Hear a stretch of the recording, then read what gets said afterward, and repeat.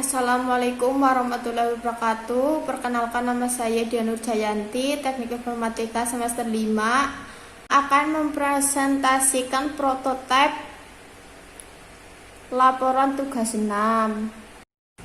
Saya di sini menggunakan metode waterfall atau metode air terjun, merupakan salah satu siklus hidup klasik dalam pengembangan perangkat lunak.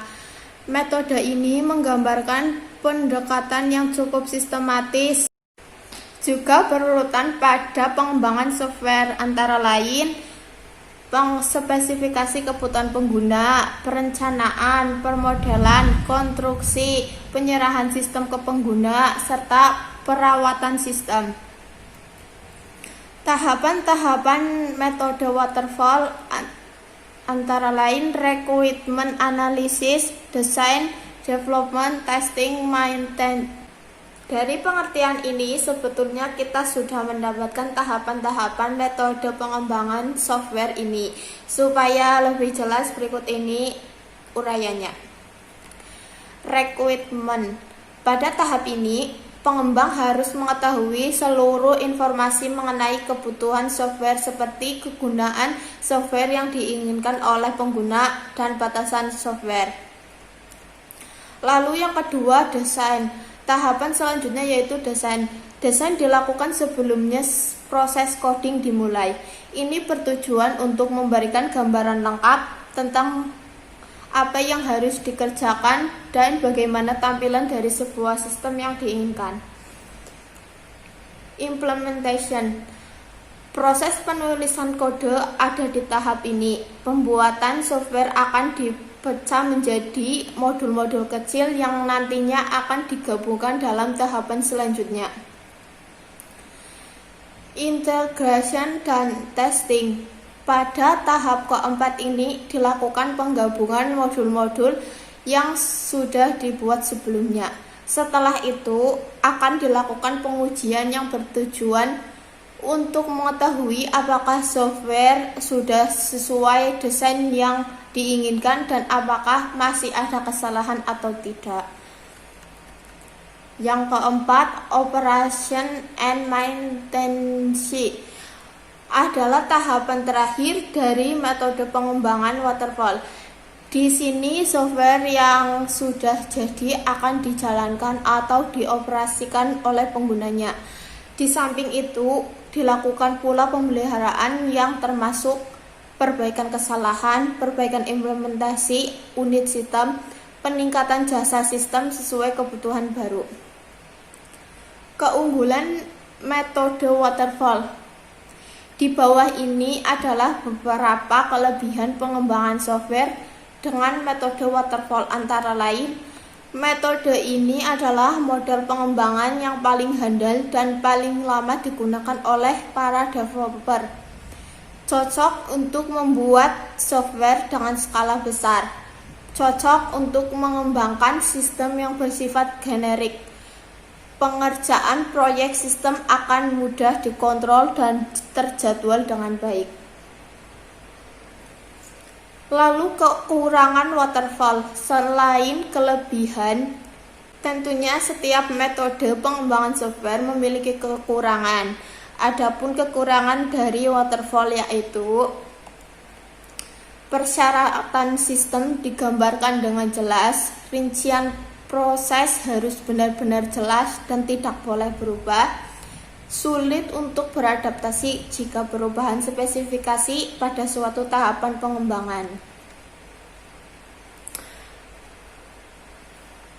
Tahapan dalam pembuatan prototyping antara lain 1. Pengumpulan kebutuhan. Pelanggan dan pengembang bersama-sama mendefinisikan format dan kebutuhan seluruh perangkat lunak, mengidentifikasi semua kebutuhan dan garis sistem yang akan dibuat. Nomor 2, membangun prototyping dengan membuat perancangan sementara yang berpusat pada penyajian kepada pelanggan, misalnya dengan membuat input dan contoh outputnya. Terus yang nomor ketiga, evaluasi prototyping. Evaluasi ini dilakukan oleh pelanggan, apakah prototyping yang sudah dibangun sudah sesuai dengan keinginan pelanggan. Jika sudah sesuai, maka keempat akan diambil. Jika tidak, maka prototyping diperbaiki dengan mengulang langkah 1, 2, dan 3. Nomor 4, pengkodean sistem. Dalam tahap ini, prototyping yang sudah disepakati diterjemahkan ke dalam bahasa pemrograman yang sesuai. Nomor 6, menguji sistem. Setelah sistem sudah menjadi suatu perangkat lunak yang siap dipakai, harus dites dahulu sebelum digunakan.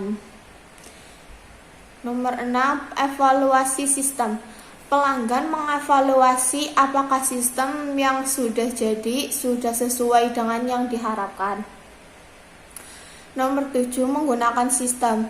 Perangkat lunak yang telah diuji dan diterima pelanggan siap digunakan. Adapun kelebihan dan kekurangan metode prototype. Kelebihan metode prototype: menghemat waktu dalam pengembangan sistem, penentuan kebutuhan lebih mudah diwujudkan, komunikasi yang baik antara pelanggan dan pengembang.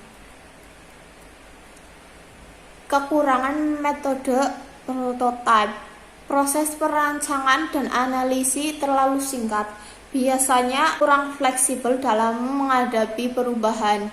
Pengembang kadang-kadang membuat kompromi implementasi dengan menggunakan sistem operasi yang tidak relevan dan algoritma yang tidak efisien.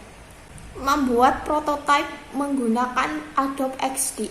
Kita memang bisa membuat ilustrasi dari aplikasi kita dalam kertas, tetapi akan lebih bagus jika kita bisa melihat perpindahan halaman tiap desain yang telah kita buat dalam bentuk animasi. Di Adobe XD ada banyak fitur yang kita gunakan untuk membuat prototipe.